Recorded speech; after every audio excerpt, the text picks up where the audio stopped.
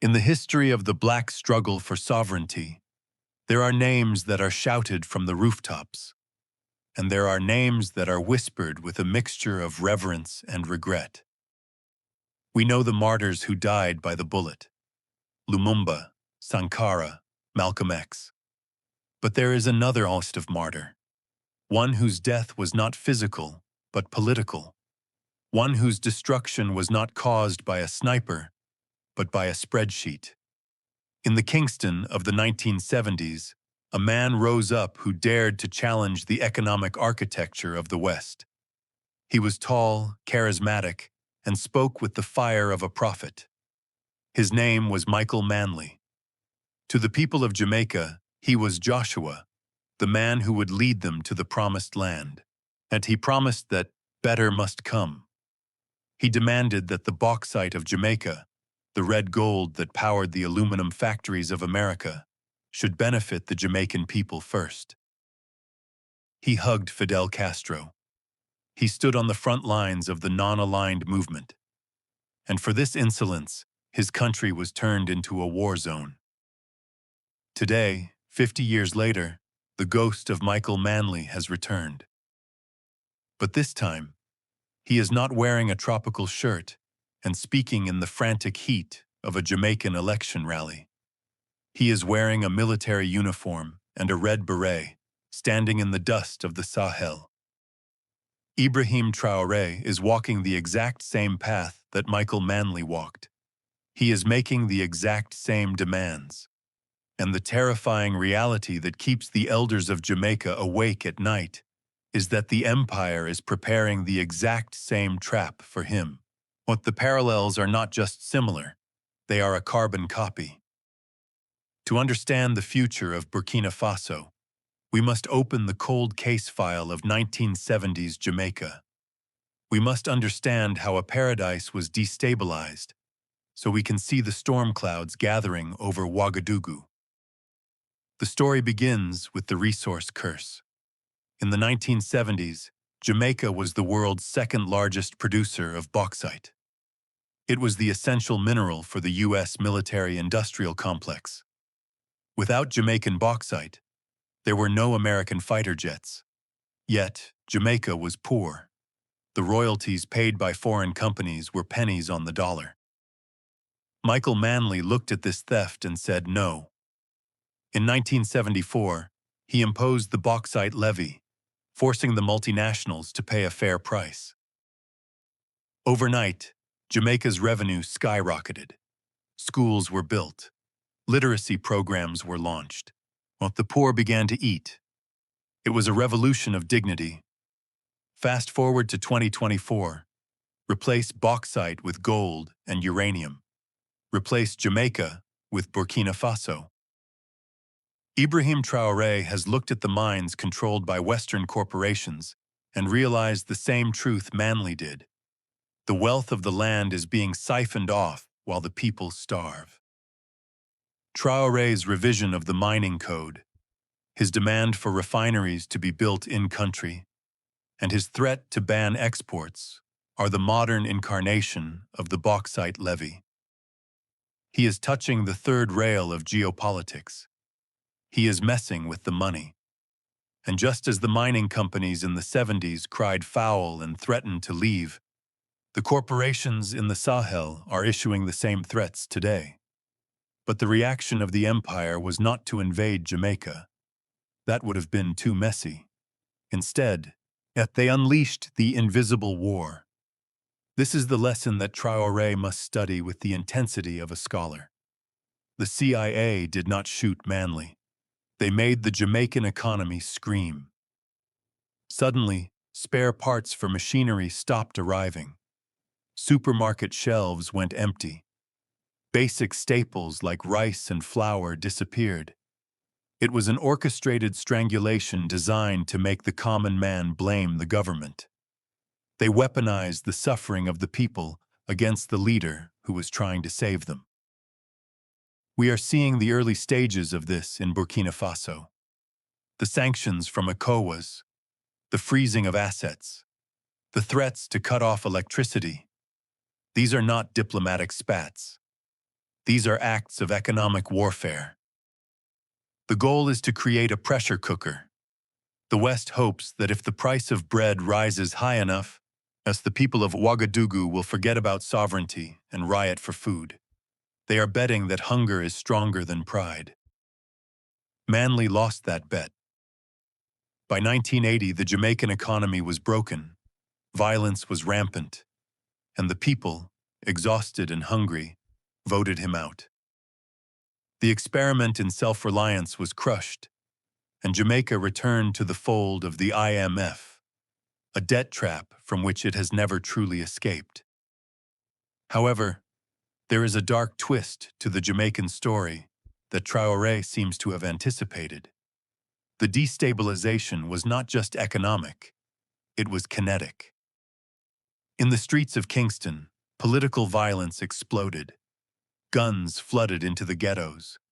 Gangs were armed with high-powered rifles that had no business being on an island. The Tivoli Gardens and Arnett Gardens became war zones. Brother killed brother. The CIA playbook was to create internal chaos so profound that the country became ungovernable.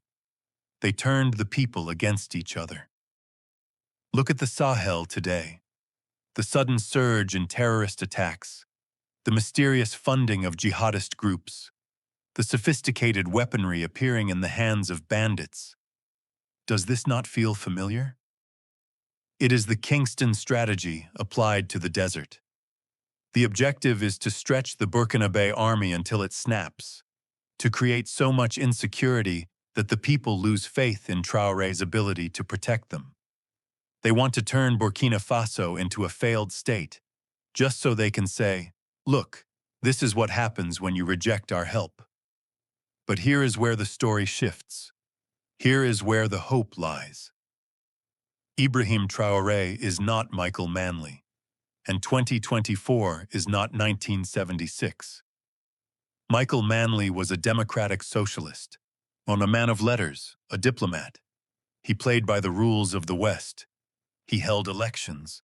He allowed the opposition press to spread propaganda against him. He trusted that the truth would prevail. He was wrong. Traoré is a soldier. He is a cobra. He understands that you cannot fight a shark with a fishing rod. You need a harpoon. Traoré has suspended the rules that Manley clung to. He has suspended the Constitution when necessary. He has cracked down on foreign propaganda outlets. He has mobilized the population into militias, the VDPs, not to fight each other, but to fight the external threat. Manley was isolated. In the Caribbean of the 70s, he had only Cuba. The rest of the region was firmly under the thumb of the United States. When the economy crashed, he had nowhere to turn but the IMF. Traoré is not isolated, and he has built the Alliance of Sahel States, AES. He has Mali, he has Niger, he has a block of nations that control a significant portion of the world's strategic resources. If Burkina Faso runs out of fuel, Mali can help. If Niger is attacked, Burkina responds. They have created a collective shield that Manley never had. Furthermore, the geopolitical chessboard has changed. Traoré has Russia. He has China. He has Turkey. He has alternative partners who are willing to trade without demanding the surrender of sovereignty. Manley had to beg Kissinger. Traoré can call Putin. This difference is critical. The Jamaican diaspora watches Traoré with a mix of PTSD and adrenaline. They remember the empty shelves in Kingston. They remember the sound of gunshots in the night. But they see the same headlines in the Western press calling Traoré a dictator that they once saw calling Manley a communist. They know the script. But they also see that Traoré is rewriting the ending. When Traoré speaks, he often talks about imperialism with a clarity that Manley would have admired. But Traoré adds a layer of steel. He is prepared for violence in a way Manley was not. Manley was a man of peace in a time of war. Traoré is a man of war fighting for peace. The Jamaicans see in Traoré the rude boy spirit that refuses to be bullied. They see a leader who has looked at the fate of Jamaica, the fate of Haiti, the fate of Ghana under Nkrumah, and said, "Not here, not this time." The warning from history is clear. The empire will not stop. They will try to assassinate him. If that fails, they will try to crash the currency. If that fails, they will fund a civil war. The pressure will increase. The Manley trap is set. The bait is laid.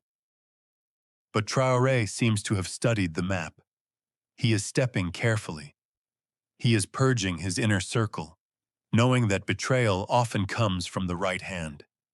He is communicating directly with the people, bypassing the filtered media, explaining the hardships, preparing them for the long winter.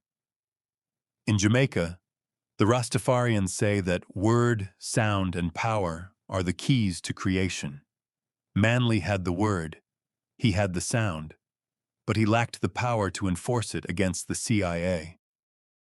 Traoré has all three. He has the rhetoric of liberation, he has the rhythm of the youth, and he has the guns of the army. The ghost of Michael Manley is not haunting Burkina Faso to scare it, as it is haunting it to guide it. It is whispering, "Do not trust their smiles, do not trust their loans, do not trust their treaties, trust only your people and your soil." The failure of the Jamaican experiment in the 70s was a tragedy that set the Caribbean back decades. If Traoré fails, the Sahel will fall into darkness for another generation. But if he succeeds, if he can navigate the trap that caught Manley, then he vindicates every martyr who came before him. He proves that it was not impossible. It was just difficult. He proves that a black nation can stand on its own feet, eat its own food, and spend its own gold. He finishes the sentence that Michael Manley started. The diaspora holds its breath. From the hills of St. Anne to the streets of Brooklyn, the prayer is the same. They are praying that the captain sees the trap.